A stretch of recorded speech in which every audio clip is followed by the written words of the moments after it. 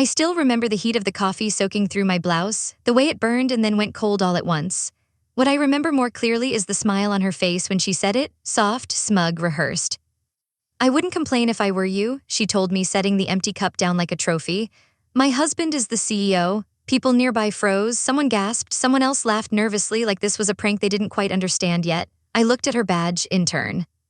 22, maybe 23, perfect hair, perfect confidence, and eyes that didn't flinch. I could have yelled, I could have walked away. Instead, I pulled out my phone and said very calmly, "Then you won't mind if I call him." She scoffed, "Go ahead." She had no idea that in exactly 47 minutes, she would be crying in the lobby, begging security not to touch her. She had no idea that by the end of the day, HR would escort her out while the entire floor watched. And she definitely had no idea who I really was to the man she claimed as her husband. But let me start from the beginning. I'd been at the company for 7 years, long enough to watch 3 CEOs come and go. Long enough to build teams, train managers, and quietly fix disasters no one else wanted to claim. I wasn't flashy. I didn't play politics. I did my job well enough that people stopped noticing me, which in corporate life is both a blessing and a curse. That morning, I'd come in early to finalize a report for the executive review. It wasn't even technically my job anymore, but the new VP had asked for help, which usually meant, do this so I don't look stupid later. I stopped by the cafe on the ground floor, juggling my laptop bag and a stack of folders. The line was long. I stood quietly scrolling through emails. That's when she cut in front of me. I cleared my throat. "Excuse me, the line starts back there." She turned slowly, eyes dragging over me like she was inspecting something outdated. "I'm in a rush." "So is everyone else," I said, still polite. She rolled her eyes and turned back around. I didn't push it. It wasn't worth it, or so I thought. When she got her coffee, she pivoted sharply, too sharply, and the cup tipped. Dark liquid splashed across my chest, my arm, my folder. The lid popped off and clattered to the floor. "Oh my God," someone said. She stared at me for a second, and then she smiled. "That's what you get for being rude," she said lightly. "You should really watch your tone around here." My heart was pounding, but I kept my voice steady. "You spilled coffee on me." She shrugged. "Accidents happen." People were staring now. I could feel my face burning hotter than the coffee. An apology would be appropriate. That's when she leaned in and said it, quiet enough that only I and a few others could hear. "My husband is the CEO. If you complain, you'll regret it." The words landed heavy, not because I believed her, but because I'd heard variations of that threat before. Different names, different titles, same entitlement. I looked at her badge again. She was new, that much was obvious. She didn't know the unspoken rules yet. She didn't know who people were. She only knew who she thought she was. "Clean yourself up," she added, "and maybe learn your place." I could feel the anger rising then, sharp and focused, not explosive, controlled. I stepped back, reached for my phone, and unlocked it. "What are you doing?" she asked, suddenly wary. "You said your husband was the CEO, I replied. "I thought I'd confirm." Her laugh was brittle. "You don't have his number." I already had it pulled up. I pressed call. The phone rang once, twice. Her smile wavered. "Who are you calling?" She snapped. "Daniel," I said. The color drained from her face just a little. "You don't know him?" He picked up on the third ring. "Hey," he said, voice calm, familiar. "What's up?" "I'm in the lobby," I said. "There's an intern here who says she's your wife. She just threw coffee on me." Silence, then very quietly, "Stay right there." The line went dead. Around us, the air felt charged. A small crowd had formed, employees pretending not to stare while staring anyway. The intern crossed her arms, chin lifting defensively. "You think that was funny?" she said. "Calling random executives, you're going to get fired." I met her eyes. "You're the one who said he was your husband." Her confidence was cracking now, hairline fractures spreading fast. "He's busy. He won't come down here." I didn't answer. We waited. Every second stretched. Whispers rippled through the lobby. Someone from HR glanced over, then looked away. Security shifted closer, sensing tension. 3 minutes later, the elevator doors opened. Daniel stepped out, no entourage, no phone in his hand. Just him, walking straight toward us, eyes locked on the intern. Her face lit up, relief flooding in. "Honey," she called, rushing forward. He didn't slow down. He stopped in front of me instead. "Are you okay?" he asked. I nodded. "I will be." Behind me, I heard her gasp. "What is this?" she demanded. "Why are you talking to her like that?" Daniel turned to her then. His expression wasn't angry. It was worse, cold, disappointed, and very, very final. "Because," he said, "she's the director of operations." "And you," he added, glancing at her badge, "are about to explain why you lied about being my wife." Her mouth opened, closed, opened again. I was just HR, he said, not raising his voice. "Now." And as security stepped forward, as her world began to collapse in front of everyone she'd tried to intimidate, I realized something important. This wasn't just about spilled coffee. This was about power, and she had chosen the wrong person to test. The moment HR escorted her toward the elevators, the lobby exhaled. Conversations restarted in low murmurs. Phones came out. I could practically hear the internal emails being drafted in real time. Daniel turned back to me. "Are you hurt?" "Just my pride," I said, "and my blouse." He gave a tight smile. "Come upstairs, we'll get you sorted." As we walked, I felt the familiar shift, the way people's posture changed once they realized who I was walking beside. Respect, fear, curiosity. The same faces that had watched silently minutes earlier now avoided my eyes. Inside the elevator, Daniel finally spoke again. "She said she was my wife?" "Yes." He let out a slow breath through his nose. "I've never seen her before today," I assumed, but something about the way his jaw clenched told me this wasn't over. Not even close. By the time I changed into a spare blazer from my office and sat down in the conference room, the adrenaline had worn off. What replaced it wasn't relief, it was anger. Cold, focused, and simmering. HR joined us 10 minutes later, 2 managers, 1 legal rep. "Faces tight, she's been placed on immediate suspension pending investigation," HR said carefully. "We're reviewing footage and statements." Daniel nodded. "I want a full report, background, hiring process, references, everything." The HR manager hesitated. "There's something you should know." That was when my stomach dropped. "She's been filing complaints," the manager continued. "Informal ones, mostly about you." I blinked. "About me?" "She claimed you were hostile, that you abused your authority, that you humiliated her." I laughed once sharply. "I met her for the first time today." Daniel's eyes narrowed. "When were these complaints filed?" "Over the past 2 weeks. 2 weeks she'd been laying groundwork, planting seeds, painting herself as the victim before striking." "That's why she was so confident," I said quietly. "She thought she'd already discredited me." The room went silent. I could feel it then, the shift from incident to campaign, from entitlement to strategy. "Pull the files," Daniel said, "and I want to speak to everyone she named as witnesses." After they left, he turned to me. "You don't deserve this." "No," I agreed, "but I'm not surprised." I didn't tell him about the other times. The subtle digs, the whispers, the interns who thought proximity to power made them untouchable, the women who learned early that being competent didn't protect you, it painted a target. This one had just been bolder. By that afternoon, the story had mutated. Emails flew, Slack messages buzzed. By the time I left the office, I'd already heard 3 different versions of what had happened, none of them accurate. In one, I'd screamed at her. In another, she'd accidentally bumped into me and I'd overreacted. In a third, Daniel and I were secretly involved. That last one made me stop cold. By evening, my inbox was full of just checking in messages that reeked of suspicion. A senior manager asked if I wanted to talk privately. Another suggested I take a few days off. She'd lost, but she hadn't gone quietly, and I realized something chilling. She hadn't just targeted me, she'd been preparing to replace me. The next morning, HR called me in early. "She's contesting the suspension," they said. "She's claiming retaliation." "On what grounds?" "She says you abused your authority because she rejected you." I stared at them. "Rejected me?" "Yes, she alleges you made inappropriate comments and then retaliated when she reported you." The audacity was breathtaking. "She has screenshots," HR added softly. My heart skipped. "Of what?" "Messages." "Emails?" Daniel leaned forward. "From where?" "She claims they're from a private account." I laughed again, but this time it sounded hollow. "That's impossible." "I know," HR said, "but we have to investigate." Of course they did. That was the moment I understood the depth of her malice. She wasn't just reckless, she was calculated. She knew exactly how to weaponize the system, and worse, she knew how to look convincing. The next 2 weeks were hell. I was sidelined pending review. Meetings I'd led for years suddenly happened without me. Projects I'd built were reassigned temporarily. People who used to greet me warmly now kept their distance. Not openly hostile, just cautious. I watched my reputation bleed out slowly, one rumor at a time. At night, I replayed the moment in the lobby over and over. Her smile, her certainty, the way she'd looked at me like I was disposable. She'd underestimated one thing though: I don't panic when cornered. I plan. I started digging, not emotionally, methodically. I requested the complaint files. Logged timestamps, cross-referenced names. Patterns emerged fast. She'd targeted other women too quietly, subtle accusations. Little notes in HR files that never escalated but never disappeared either. She framed them as bullies, as threats. Men were different. She flirted, aligned, positioned herself as harmless. Classic divide and conquer. Then I found it. Her reference, a former manager at her previous internship, a name I recognized. I made a call. "Do you remember her?" I asked. There was a pause, then a bitter laugh. "Unfortunately." "What happened?" "She accused a senior analyst of harassment, destroyed his career." Later we found out she defabricated everything.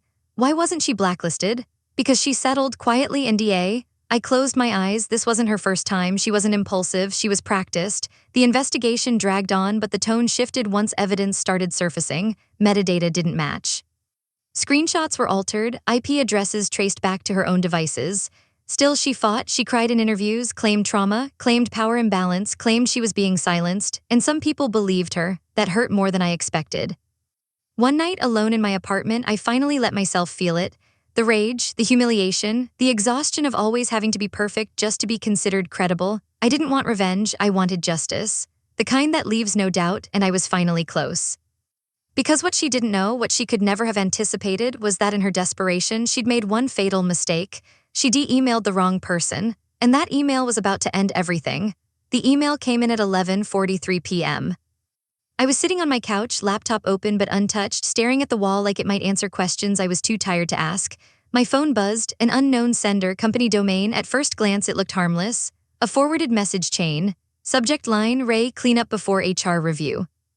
I almost ignored it, almost. Curiosity 1. The email was short, sloppy, rushed. I already uploaded the screenshots. HR is buying it so far, but I'm worried about metadata. Can you double check before tomorrow? I can't afford another mistake like last time. My pulse spiked. Another mistake last time. I scrolled. The reply below it was worse. Relax. I stripped the EXIF data and altered the timestamps. Even if they dig, they won't find anything unless someone traces the IP. And they won't. They never do. I stared at the screen, heart pounding so hard it hurt. She hadn't meant to send this to me. She typed the wrong autofill, one letter off. And in that moment, her entire house of lies collapsed. I forwarded it to Daniel, then to legal, then to HR, and then I waited. The next morning, the conference room was full. Legal. HR, Daniel at the head of the table, and her, she looked different. The confidence was gone. Her makeup couldn't hide the dark circles under her eyes. Her posture was defensive, shoulders hunched like she was bracing for impact. I took my seat across from her. She wouldn't meet my eyes. Let's begin, legal said. We've reviewed new evidence. Her head snapped up. What evidence? Daniel slid a printed email across the table, the color drained from her face. I don't know what that is, she stammered. Really? He asked calmly. Because it came from your account. She shook her head violently. Someone must have hacked me. IT leaned forward. We traced the IP address. It originated from your apartment. Silence, her breathing grew shallow. That doesn't prove anything. Legal nodded. You're right. Which is why we pulled your device logs. She started crying then, real tears, loud, desperate. I was scared, she sobbed. I felt threatened, she intimidated me. I watched her carefully. The performance was flawless if you didn't know what to look for, the timing, the glances. The way she gauged reactions, Daniel didn't flinch. Why did you claim to be my wife? He asked. She froze. I didn't mean it literally. You used it to threaten a colleague. I was joking. You filed formal complaints. I was protecting myself. You fabricated evidence. She collapsed into herself, hands shaking. You don't understand, I had to. That was when I spoke. You didn't have to, I said quietly. You chose to. She looked at me then, really looked, and for the first time there was no contempt. Just fear. You planned this, I continued. You built a narrative, you tried to erase me. Her mouth opened, then closed. Legal cleared their throat. At this point, we're terminating your internship effective immediately. We're also pursuing legal action for falsification of records and defamation. She screamed. Actually screamed. This isn't fair, she yelled. She has power, she can survive this, I can't. Daniel stood. You thought that gave you the right to destroy her. Security escorted her out as she sobbed, curses echoing down the hall. I didn't feel triumphant, I felt tired. The fallout was swift. An all-hands email clarified the situation. My name was cleared publicly, explicitly. The rumors died as quickly as they'd spread. People apologized, awkwardly, some sincerely, some because they were afraid not to. My role was reinstated with an apology. And a promotion offer I hadn't asked for. I declined it, not because I was bitter, but because something had shifted. Power didn't feel like victory anymore. Peace did. A week later, I ran into her again, not at the office, at the courthouse. She was sitting on a bench, staring at the floor, hair unwashed, shoulders slumped. No entourage, no confidence. She looked up when she heard my footsteps. For a moment, I saw the girl she might have been before she learned to lie so well. I didn't think you'd come, she said hoarsely. I didn't come for you, I replied. I came for closure, she nodded. I ruined my life. You tried to ruin mine, I said. There's a difference. Tears welled in her eyes again. I was angry. I thought if I didn't strike first, I'd disappear. I considered her words, then shook my head. You didn't want to survive, I said. You wanted to dominate. She flinched. We sat in silence for a long moment, then I stood. I hope you learn from this. She didn't answer. I walked away. Months later, the coffee stain was long gone, but the lesson remained. Power doesn't come from who you threaten, it comes from who you are when the lies fall apart. And sometimes, justice isn't loud or violent. Sometimes it's just the truth delivered calmly and at exactly the right moment. I thought it was over after the courthouse. That's the lie we tell ourselves when the immediate danger passes, that survival equals resolution. that once the antagonist is removed, the story naturally settles. But reputations don't heal as fast as wounds, and power vacuums never stay empty.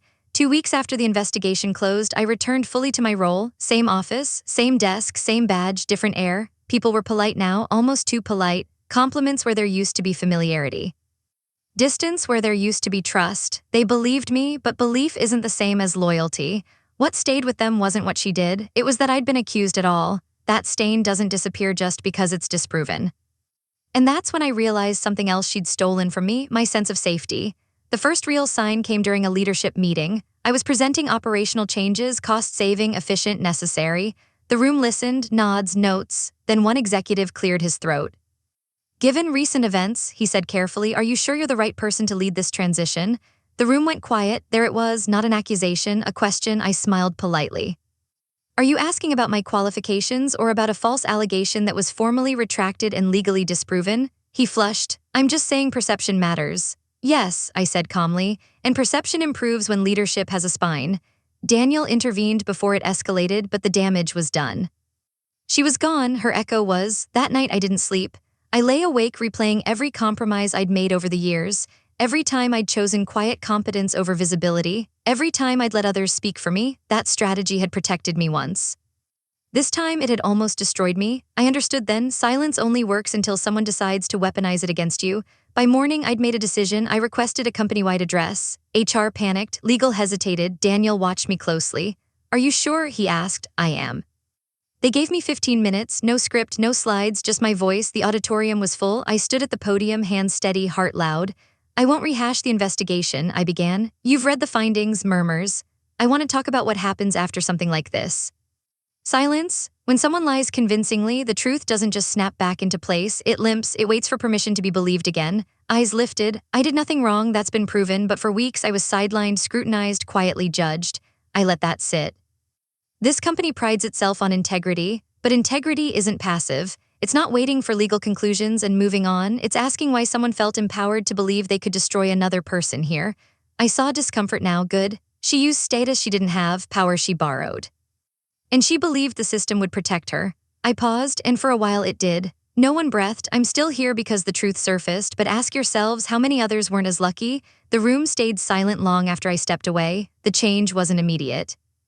But it was real. Policies shifted, reporting procedures tightened, intern onboarding changed, power dynamics were finally named instead of danced around. I was asked to lead the task force. This time I accepted. 6 months later, I got a LinkedIn notification. She'd viewed my profile.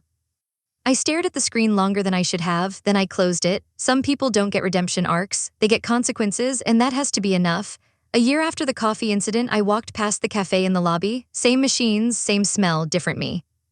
I ordered my drink, paid, turned. A young intern stood behind me, nervous, clutching her badge like armor. She smiled shyly. "Excuse me, are you?" "Yes," I said gently. Her eyes widened. "I just wanted to say thank you for what you did." "For what?" I asked. "For not letting it disappear." I nodded, and as I walked away, coffee warm in my hands, I felt something I hadn't felt since before all of it started. Closure, not because she lost, but because I refused to shrink. I thought the address would end it. I was wrong, because when you take power away from someone who survives on manipulation, they don't always retreat.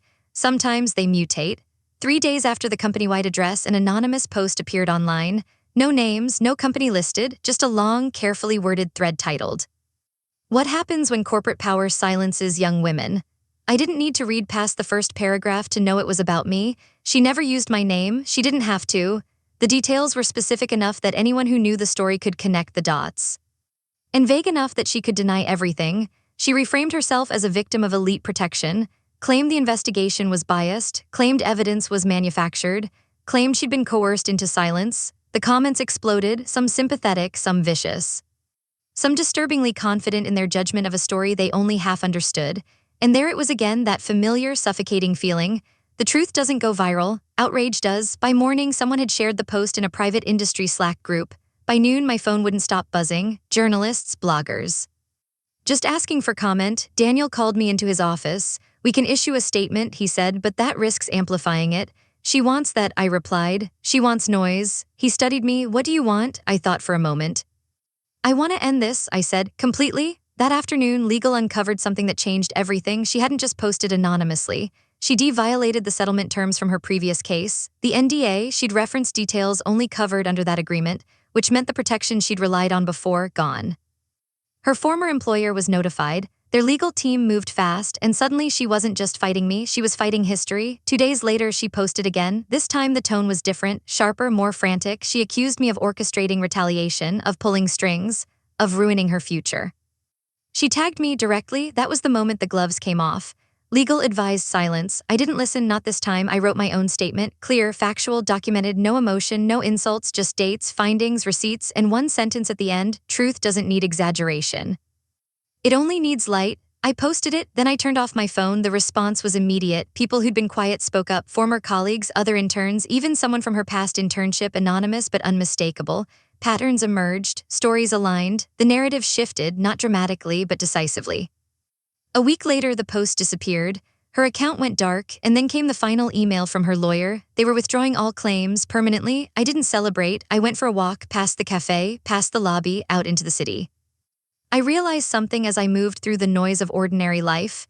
She wanted to make me small, invisible, scared. Instead, she'd forced me to take up space I'd avoided for years. Months passed, then a year, the company changed. So did I no longer waited to be trusted. I documented, I spoke, I claimed my authority without apology, not because I needed power, but because I understood what happens when decent people leave it unattended. Sometimes, late at night, I still think about her, not with anger, with clarity. She wasn't a monster, she was a warning. And I listened. Justice doesn't always look like punishment. Sometimes it looks like exposure. Sometimes it looks like endurance. And sometimes it's simply this: standing exactly where someone tried to erase you and being seen anyway. I didn't hear from her again after that. No messages, no posts. No legal threats. That silence should have felt like relief. Instead, it felt like standing in the aftermath of a storm, waiting to see what was still broken. The real cost didn't arrive dramatically. It seeped in quietly. I started noticing how often my name came up in meetings when I wasn't there, how decisions suddenly required additional sign-off, how praise was framed cautiously like it needed disclaimers. No one questioned my competence anymore, they questioned my risk. That's the part no investigation fixes. One evening, Daniel asked me to stay back after a board update. "You're carrying this alone," he said. "I'm used to it." "That's not a compliment." I exhaled slowly. I didn't realize how conditional trust was until I almost lost it. He nodded. Power protects itself. Even when it knows you're innocent. That admission mattered more than he probably realized. A month later, a junior analyst knocked on my door. She looked terrified. "Can I talk to you?" she asked. I waved her in. She sat down, twisting her hands. Something happened. With a manager, and I don't know if I should report it. There it was, the ripple, not fear of retaliation, fear of disbelief. I listened, carefully, without interrupting. When she finished, I said, "You're not wrong to hesitate, but you're not alone." I walked her through the process: what to document, who to involve, what protections actually existed and which ones were illusions. She left steadier than she arrived. I sat there long after she was gone. That was the justice I hadn't expected. 6 months later, HR published a report. Complaints were up, resolution rates were higher, false claims dropped, real ones were handled faster, accountability had structure now, not perfect, but better. I ran into Daniel at the cafe one morning. He smiled. "You know they credit you for half of this." I didn't do it for credit. "I know," he said, "that's why it worked." The last time I thought about her was accidental. I was scrolling job postings, half out of curiosity, half out of habit. I saw her name, different city, different field, entry level, no mention of the company, no grand title. Just ordinary. For a moment I felt something close to pity, then it passed. Consequences don't have to be cruel to be permanent. I've learned something since then. Hate doesn't always announce itself loudly. Sometimes it wears confidence. Sometimes it borrows authority. Sometimes it smiles while it sharpens the knife. And justice doesn't always arrive as revenge. Sometimes it's quieter. It's staying, it's refusing to disappear, it's becoming the reason the system has to change, because it can't ignore you anymore. That's the kind of ending she never planned for. And the one I earned by surviving long enough to tell it. There was one last ripple I didn't expect.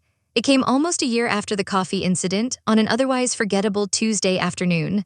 I was reviewing quarterly forecasts when my assistant knocked softly and stepped inside.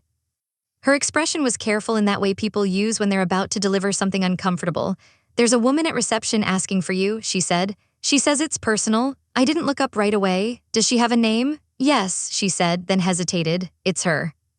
My stomach tightened, not with fear but with irritation, a dull, tired kind. "I'm not meeting her," I said automatically. "She said she won't leave until she speaks to you. Security is already asking what you want to do." I closed the file and leaned back. For months, I'd carried the sense that something unfinished was hovering just out of sight, not because I needed closure, but because she did. And people who need it can be dangerous when they don't get it. 5 minutes, I said. Conference room B, security nearby.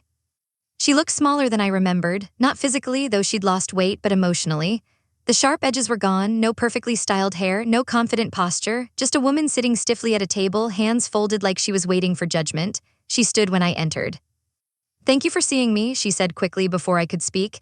"I know you didn't have to, I didn't sit, you have 5 minutes." She nodded. "I'm not here to cause trouble. That hasn't been your pattern." She flinched. "I deserve that." Silence stretched between us. "I lost everything," she said finally. "The lawsuit, the settlement, the industry, no one will touch me." I didn't respond. "I'm not asking you to fix it," she added hurriedly. I needed you to know I understand now." "Understand what?" "What it's like," she said quietly, "to be on the other side of the lie."